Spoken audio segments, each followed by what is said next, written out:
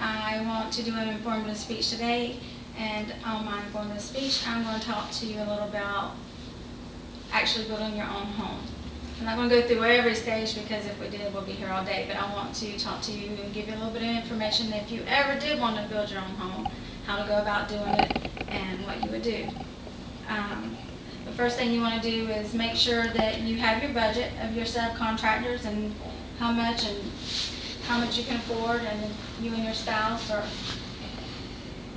how much you can afford. And then you want to get your plans drawn, get your survey done, and after you decided to do that and everything's good, whether you're paying for cash or you're going financing, depends on how fast you can start. If you're paying for cash, you can probably start immediately. If you're going to do financing, then you'll have to find a mortgage broker or a bank that will loan you the money to build a construction loan.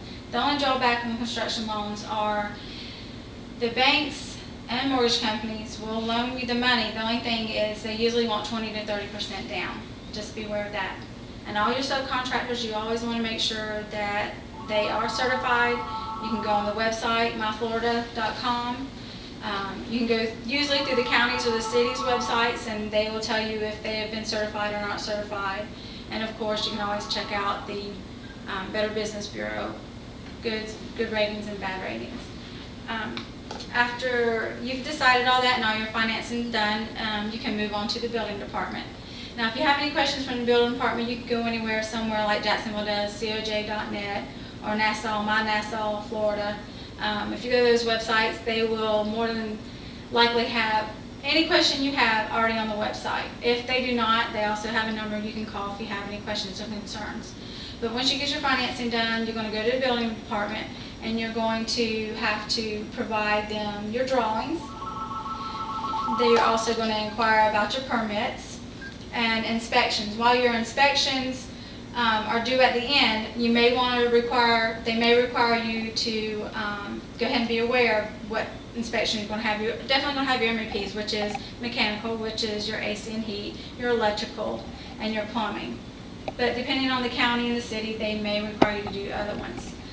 Before you can actually pull the permit, though, they're going to ask you to file what is called an NOC, a notice to owner. And all that does is tell the owner of the property, whether it be you or your bank or the mortgage company, whoever owns the property, that you're getting ready to build something on that property. Now keep in mind, the notice of owner also is going to affect what is called lien waivers. That means your subcontractors are going to file what is called a lien waiver. It just tells you that if they're not paid within due time, they can file a lien against your property.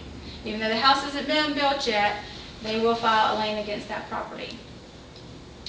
And after you do that, then you can go on to, like I said, getting your permitting after your NOC and your permitting. And you have to make sure that your NOC and your permits are somewhere on the job site, so whenever inspection comes or whatever, that the inspector can come up and see them. If not, they can also fine you or charge you another fee. Just depends. After you do all that, you want to make sure you have your porta potties. That is something that is a necessity because you should also get fined for not having a porta potty on site. You have to also have a dumpster. You can't just dump all your extra waste into, say if you had 12 acres and you build a house, you can't just dump it into the woods. You want to be fined for that. You have to have a dumpster and you have to have a porta potty. Those are two other things that have to be done at the very beginning, along with temporary power. Temporary power has to be pulled, that way the guys on site can use the temporary power whenever needed for any tools or whatever. Usually if somebody needs water, they'll bring in a water truck or whatever if you do not have your well down yet. And if you do have your well down, that makes it better. Or if you have city water, then they'll just use that. After everything is said and done, after you get your temporary power, you have your porta potty on site, you have your dumpster on site, you've pulled your permits, you're ready to call your subs and get started.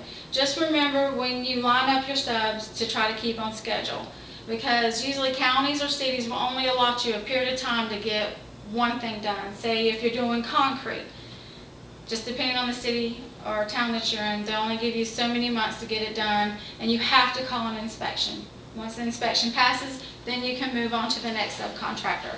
But if it does not pass, you'll have to pay a fee, have to have fixed whatever the inspector says is wrong, and then call him back out again and have it inspected again. That's basically the beginning of how you do your home. I can go and elaborate a little bit more, from ground up, but like I said, it would take a lot more. But your main points are your NOC, your permitting, your porta potties, your dumpsters. Make sure your surveys and your drawings are what you want in the very beginning. And remember that you can save 15 to 20% on building a home yourself. I'm not meaning, like I said, not labor-wise, but actually being your own subcontractor. Being your own subcontractor, you will be able to save a lot of money. And in the end, it will be gratifying. Not just knowing that you saved a lot of money, but that you also did it yourself. And I have some sample papers here that what an NOC would look like, or a disclosure statement, or an affidavit, which if you build a home yourself, like I said, the NOCs have to be done. Most counties and cities will have you sign an affidavit stating that you are going to use certified subcontractors. And if they do not, then they will make you take a test, some type of general contractor test, stating that you're capable of doing this kind of thing. So these are what some of the forms would look like.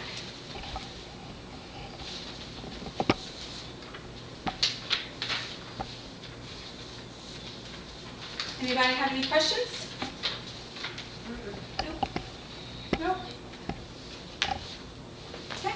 Well, thank you all for coming, and I look forward to seeing you next week.